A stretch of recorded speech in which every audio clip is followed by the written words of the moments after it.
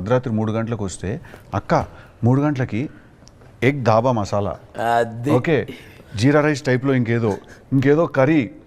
అసలు వాళ్ళు తేజుగాడు వాళ్ళైతే తింటూ వాళ్ళు అసలు పొద్దున్న లేచి నిర్జాకి పూజ చేయాలరా, దేవతరా ఆమె అని చెప్పి తింటున్నాడు ఒక్కొక్కడు.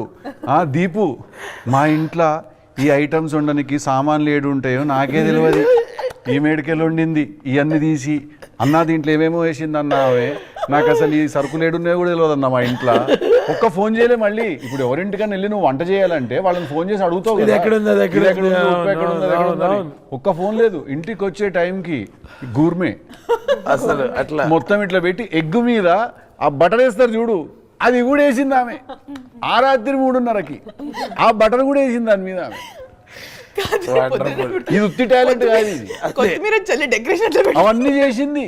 మేము అవి చూసి కామత్కి పోయినట్టు ఫీల్